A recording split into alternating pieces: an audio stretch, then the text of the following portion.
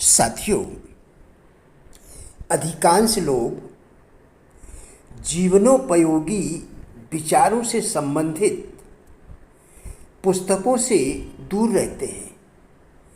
इसका क्या कारण है? आज हम इसी विषय पर आपके साथ वार्ता करेंगे। क्या कभी आपने विचार किया है कि भाग्यवाद का नजरिया आपके लिए लाभकारी है? गांवों में एक प्रचलित कहावत है, अगर किसी को बुरा बनाना है या बर्बाद करना है तो उसको नशा का आदी बना दो। कुछ स्वार्थी लोगों ने कभी भाग्यवादी विचार मनुष्य के मस्तिष्क में रोपित किए होंगे। वही विचार आज अधिकांश लोगों के मस्तिष्क में जड़ें जमा चुके हैं।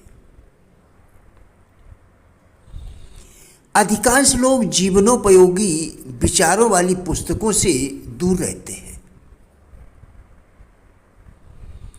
उन्हें लगता है कि जो हमारे भाग्य में होगा हमें वही मिलेगा।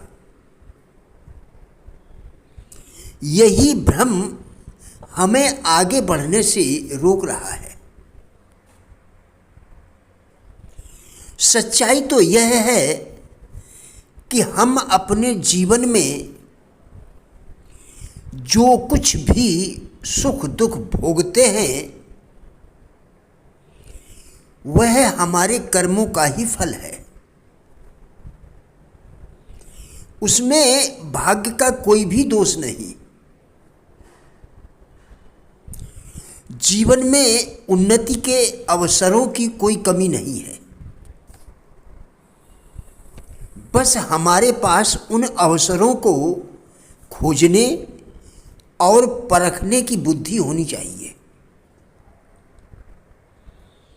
उन्नति के अवसर आपके चारों ओर बिखरे पड़े हैं। अगर आप किसी अवसर को नहीं पहचान सके अथवा उसका लाभ नहीं उठा सके तो उसमें आपके भाग्य का कोई दोष नहीं है, बल्कि हमने तत्परता से खोज नहीं की। अगर कोई व्यक्ति अपनी असफलताओं तथा दुखों के लिए अपने भाग्य को दोषी ठहराता है तो यह उसकी बहुत बड़ी भूल होगी, उसकी गलतफहमी होगी। संशय हमारे दृढ़ निश्चय को, आशाओं, आकांक्षाओं और योग्यताओं को विनष्ट कर देता है।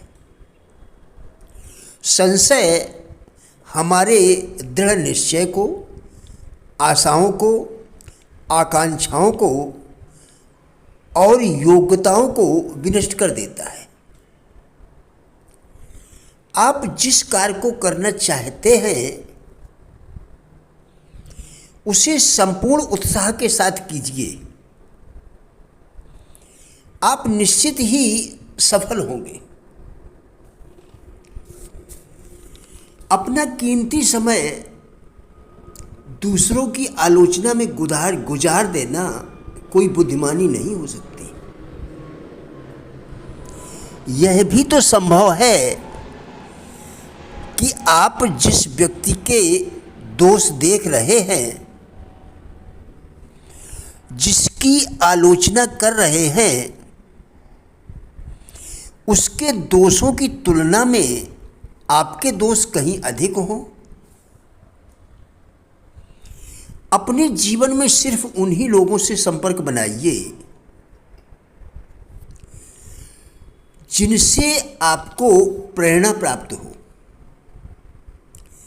अपने विचारों को सिरे से बदल डालो। प्रत्येक कार्य को आशा की दृष्टि से देखिए। इस प्रकार कुछ ही दिनों में आपका जीवन बदल कर रह जाएगा। अगर वास्तव में हमारे जीवन में कोई कष्ट ना भी हो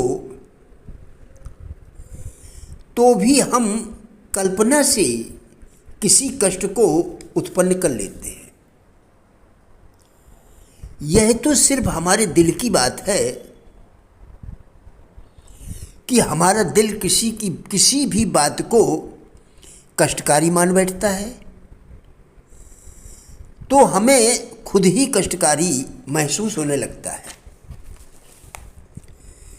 दुख, चिंताओं एवं कष्टों में निरंतर डूबे रहने के कारण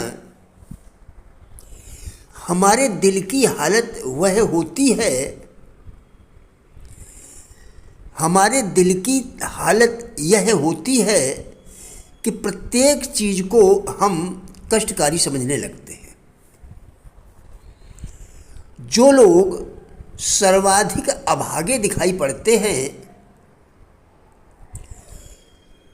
वे सिर्फ इसलिए बने हुए हैं क्योंकि उन्होंने मौसम की शिकायत करते रहने, खुश ना रहने अथवा हालातों को कोसने की अपनी आदत बना ली है।